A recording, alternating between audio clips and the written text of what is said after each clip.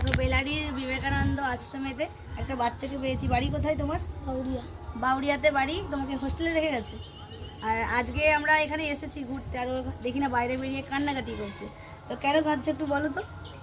মা বাবা আসেন, ওর মা বাবা ওকে আজকে দেখতে আসেনি আর কি, মানে আজকে রবিবার সপ্তাহের শেষে দেখতে আসে, তাই তো? সপ্তাহের শেষে দেখতে আসে, আজকে দেখতে আসেনি বলে মন খারাপ করছে।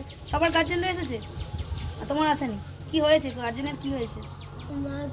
মাসির মা মারা গেছে, ওই জন্য দেখতে আসেনি। খুব আগে কষ্ট পেয়েছে, দেখে খুব খারাপ লাগলো যে মন খারাপ করে বসে আছে বেচারা। এটা একটা সত্যিই খুব খারাপ জিনিস যে গার্জেনরা যদি না দেখতে আসে বাচ্চাদের, সত্যিই খুব মন খারাপ হয়। আমার দেখে একটা কেমন লাগছে জানো, খুব কান্না পাচ্ছে এই জন্য। কাঁদিস, চুপ কর। আবার পরের সপ্তাহে দেখতে আসবে, পরের সপ্তাহে আসবে তো। তো ভালো পড়াশোনা করো, ভালো পড়াশোনা করতে হবে, তাহলে আর হোস্টেলে দেখে যাবে, বাবা মা বাড়িতে নিয়ে চলে যাবে। অন্যায় বেশি করো, অন্যায় করলে হবে, অন্যায় করো বলেই তো রেখে গেছে। এখন বুঝতে পারছিস যে অন্যায় করিস বাড়িতে, তাই তো?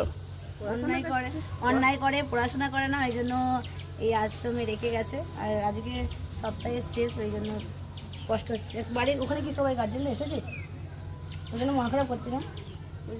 যাবো বেচারা, কষ্ট হচ্ছে দেখে প্রচুর।